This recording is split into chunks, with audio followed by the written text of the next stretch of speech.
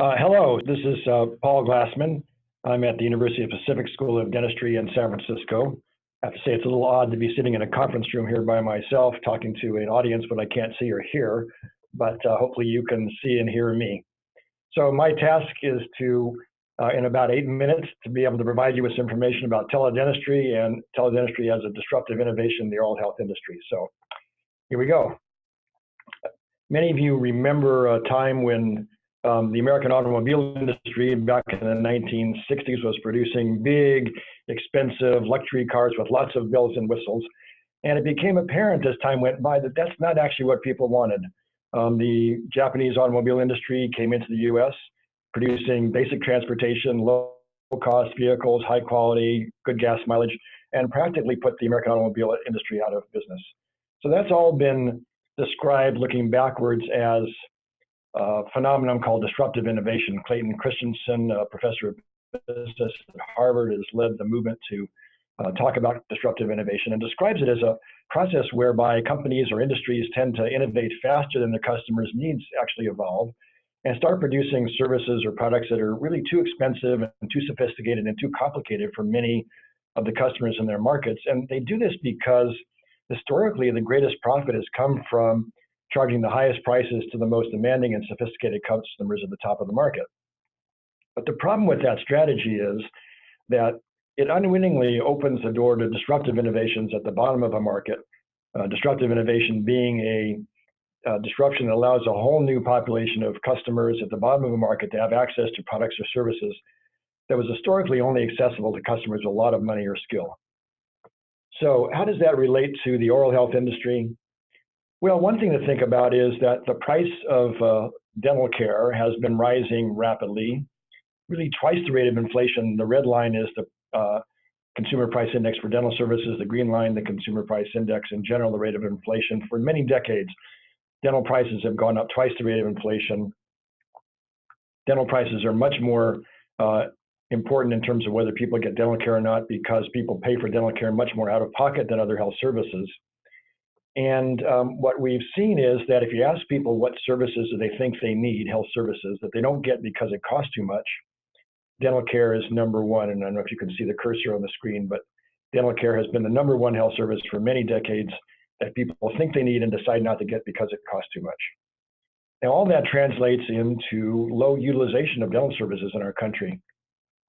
This chart from the ADA looks at breakdown of who uses dental services by age, and you can see children are the highest utilizers. Still less than 50% of the children in the country are getting even an annual dental visit, which is the marker here. About 42% of seniors and only about a third of working age adults.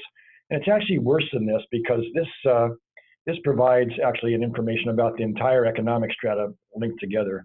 But if you break that down by economic strata, it's only about 30% of low-income children and 20% of working age adults who are actually getting dental care. All that has an impact on the dental industry, what dentists do, the actual procedure mix of what dentists do on a daily basis. In the 1950s and 60s, it was primarily restorations, amalgam restorations at the time. And now, 2005 and on into this decade, dentists are spending 80% of their time doing preventive and diagnostic services. So why is that? It's had a huge impact on dentists that are dentist incomes, which have leveled off in the 1990s and have been dropping for a decade. And the reason is that the dental care industry now is primarily serving the wealthiest and healthiest segments of the population. So when you think about the principles of disruptive innovation, we have an oral health industry that's producing more and more complicated and sophisticated products. Costs and price have been going up. Affordability and accessibility has been going down, and utilization has been going down. We also see that dentist incomes have been dropping, and the traditional practice model is actually losing its viability as a model, which there's many indications of that. But that does bring us to new opportunities, and these new opportunities in the form of disruptive innovations. So what will those innovations look like in the future?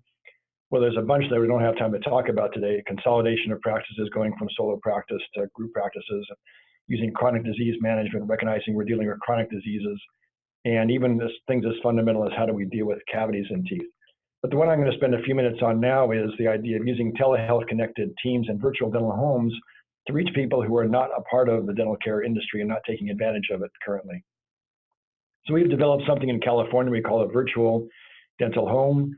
That word meaning, or the title meaning, we're using telehealth connected teams to be able to reach people who are in situations in the community where they don't normally get dental care, and providing all the services you'd expect to see in a dental home.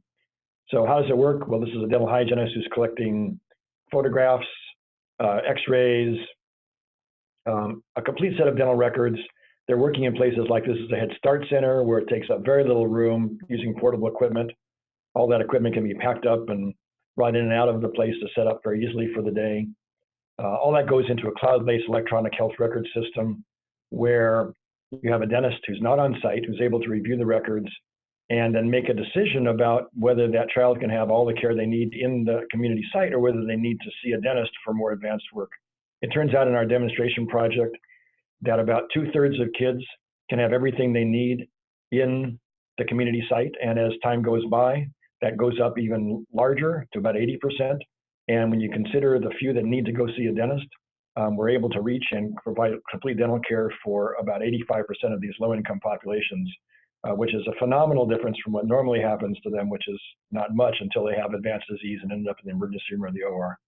We also in California have dental hygienists who are able to place what are called interim therapeutic restorations, small fillings. So this small hole in a tooth, instead of going through the usual trajectory of bigger and bigger holes and an infection and a trip to the emergency room, in about 10 minutes with no anesthesia and no drilling, that decay can be sealed in place and that tooth put into a holding pattern for a long period of time. So we did a 6-year demonstration of this concept across California. The results of it are available on our website, the University of Pacific School of Dentistry, Pacific Center for Special Care under publications. Also, there is a white paper I wrote for DentaQuest about the use of teledentistry and improving oral health using telehealth connected teams. And it all brings us to the last point, which is that we are entering an era of accountability where our healthcare systems are going to be increasingly held to actually improving the health of the population, achieving what's the triple aim, which I'm assuming you're all aware of, improving the experiences of care, improving the health of the population, and reducing the per capita cost of healthcare. And I think if you look into the future, it's pretty clear to me from the work we're doing that we're going to see a lot more use of this idea of geographically distributed telehealth-enabled oral health teams. We're going to see our healthcare system focusing much more on the idea of chronic disease management using biological, medical, behavioral, and social tools. We're going to see dental care integrated much better with general health, educational, social service systems, maybe getting back to the ability where we can interact with the majority of the population, and certainly push to do all this as we have an increasing focus on oral health outcomes in the era of accountability. So I think of this idea of using telehealth connected teams to reach people who are not reached by a current system in the way that Wayne Gretzky thought about ice hockey. And you're probably familiar with his famous quote that I skate to where the puck is going to be, not to where it has been. I think we have a traditional dental care system, which is where the puck has been. And hopefully this gives you in a very short period of time some ideas of where the puck is going to be in the future. Thank you.